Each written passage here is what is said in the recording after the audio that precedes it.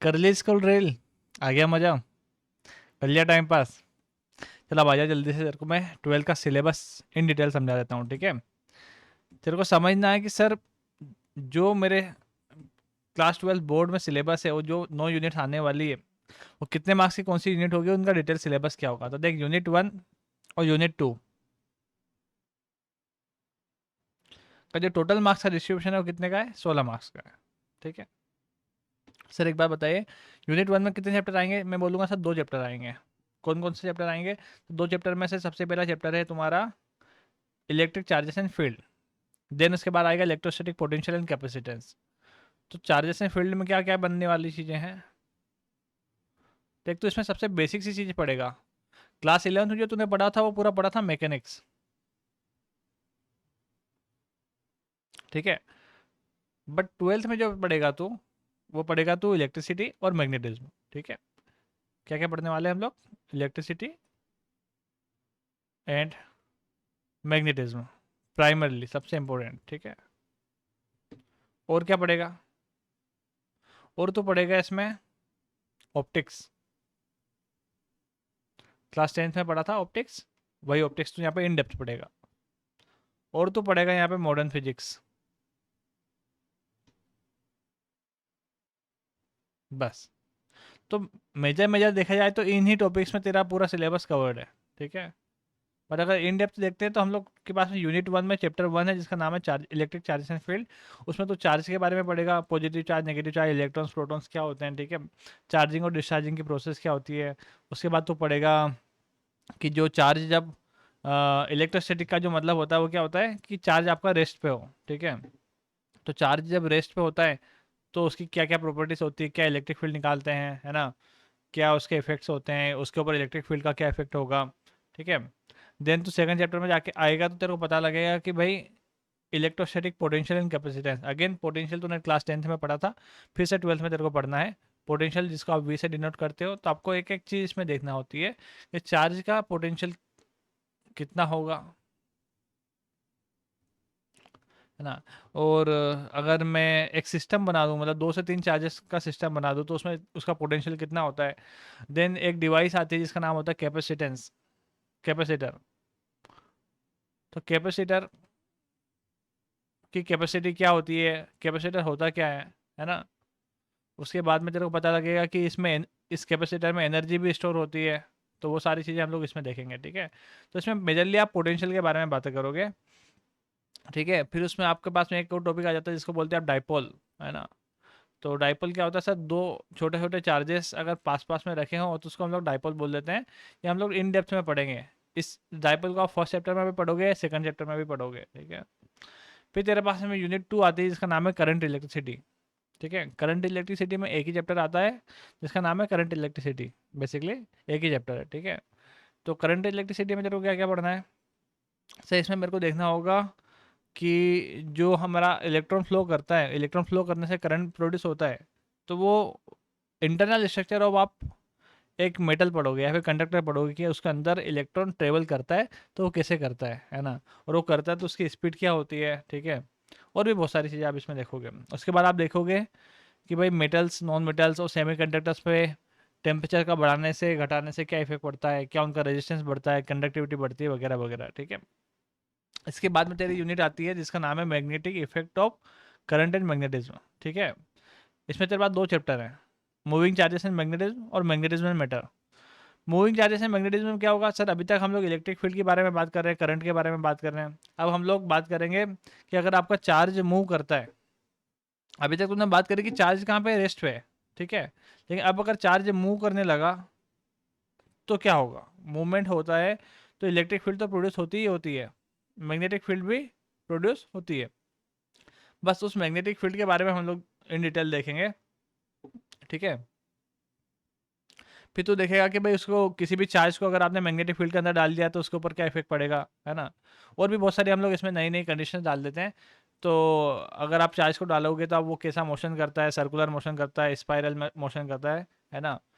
फिर इसमें तो देखेगा एक डिवाइस आती है जिसका नाम है गैल्वेनोमीटर। गैल्वेनोमीटर जिससे हम लोग क्या करते हैं, गैल्वेनोमीटर से हम लोग करंट को सेंस करते हैं, ठीक है।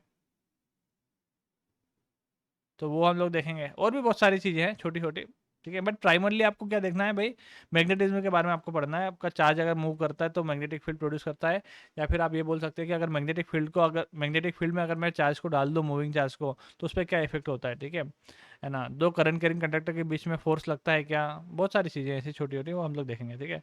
देन चैप्टर 5 आपका बहुत छोटा सा चैप्टर है, मैग्नेटिज्म एंड मेटर, जिसको हम लोग बोल रहे हैं। इसमें हम लोग को क्या देखना होगा, इसमें तुमको देखना है मेजरली कि भाई जो मैग्नेट्स बनती है वो कैसे बनती है, ठीक है। मैग्नेट के बारे में हम लोग देखेंगे, छोटा चैप्टर है और कोई इसका वेटेज भी बहुत विशेष नहीं है, ठीक है। मैं मानूँ तो इसका 2 से 3 मार्क्स का वेटेज होता है मैक्सिमम, ठीक है। उसके बाद में आएगा electromagnetic induction and alternating current.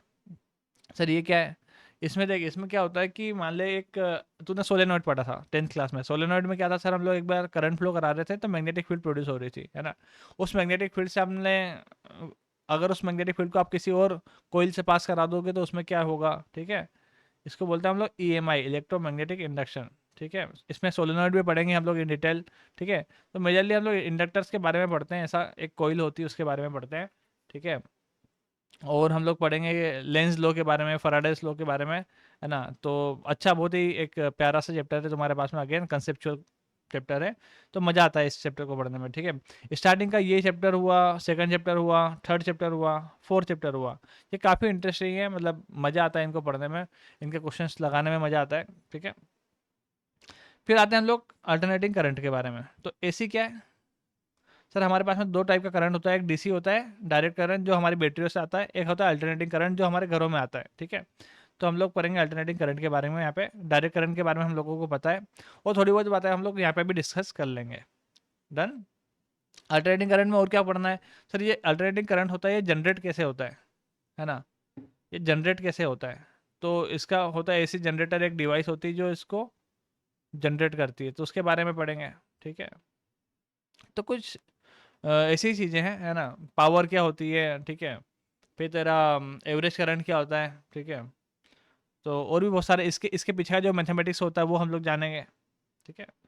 फिर आती तेरी यूनिट 5 जिसमें आपका इलेक्ट्रोमैग्नेटिक वेव्स। तो ईएम वेव्स एक छोटा चैप्टर है, अगेन छोटा चैप्टर है, 2 से 3 मार्क्स का ही इसका वेटेज होता है, ठीक है ना। अब ईएम वेव्स क्या होती है सर, अगर आपका इलेक्ट्रॉन अगर ऑसिलेट करता है, ऑसिलेशन का मतलब, अगर ऑसिलेशन तुम लोगों ने क्लास 11th में पढ़े हैं, ठीक है।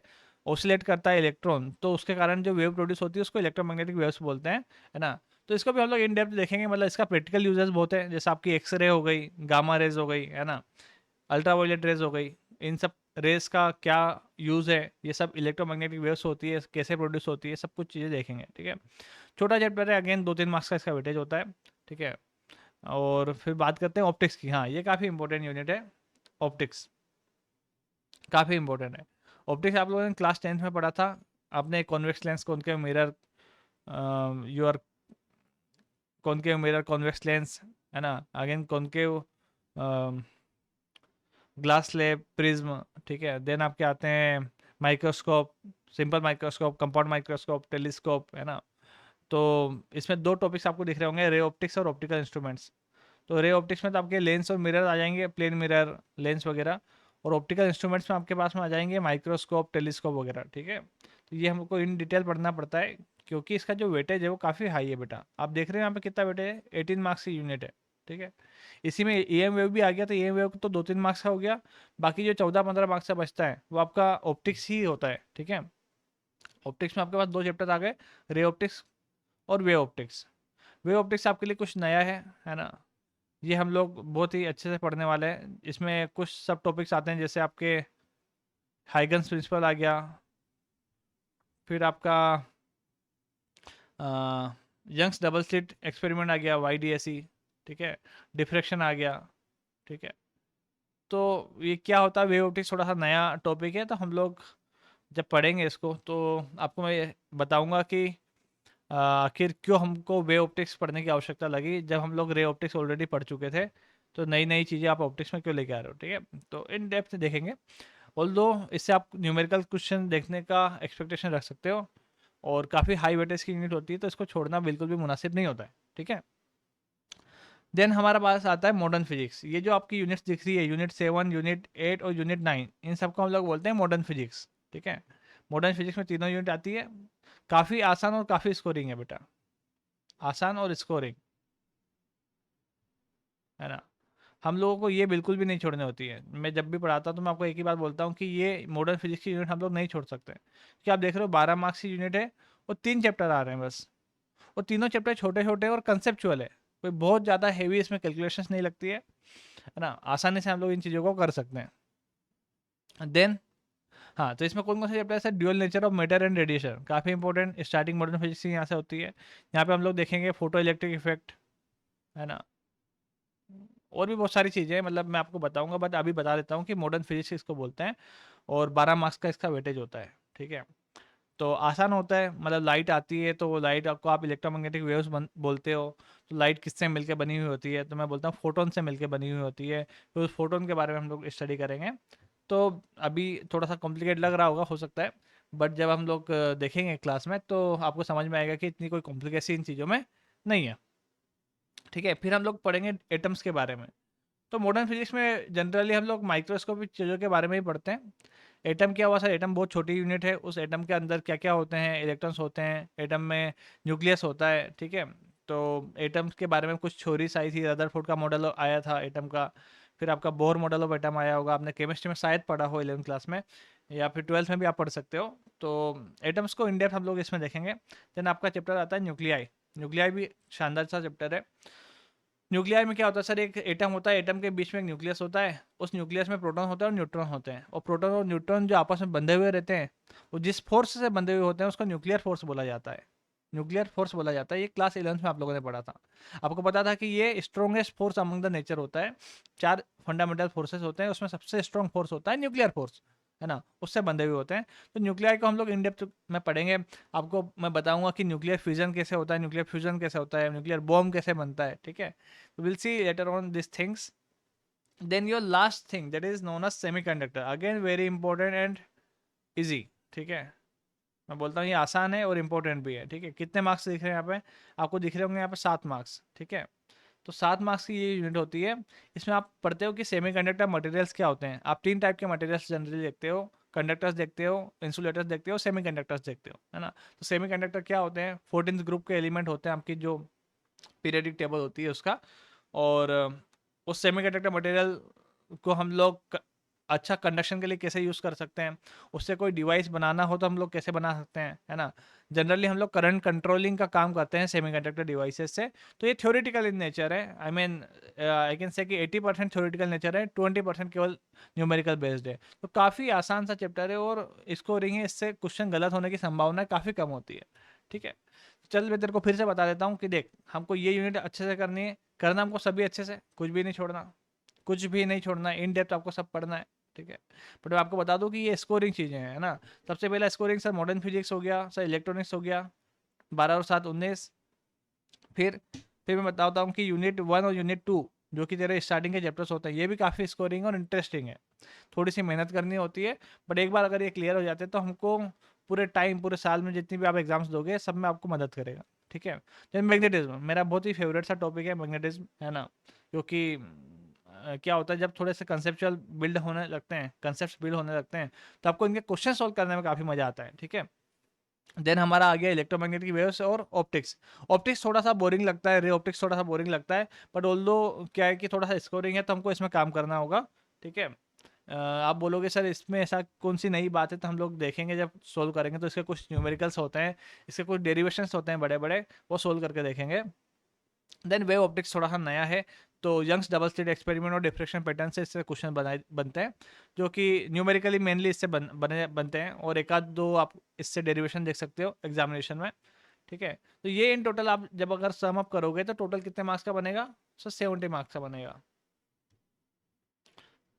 70 मार्क्स, है ना। तो शानदार सी बात है, ये आपका सिलेबस हो गया। और अब मैं आपको एक बात बता देना चाहता हूँ कि मैं चैप्टर 1 इलेक्ट्रिक चार्जेस हैं फील्ड आपका स्टार्ट करने जा रहा हूँ, तो that will be free of cost, उसमें आपको कोई पैसा नहीं देना है, आपको फ्री ऑफ कॉस्ट देखना है। जूम क्लासेस होंगी, लाइव क्लासेस होंगी, अब आइए देखिए, समझिए, अगर आपको समझ में आता है देन वेल एंड गुड, हम लोग कंटिन्यू करेंगे, अदरवाइज नो इशू, कोई दिक्कत वाली बात नहीं है। मैं कुछ मैराथन सेशंस भी लेके आऊँगा इन बिटवीन, वो हम लोग कंटिन्यू करेंगे। Till then, thank you so much, tata bye bye.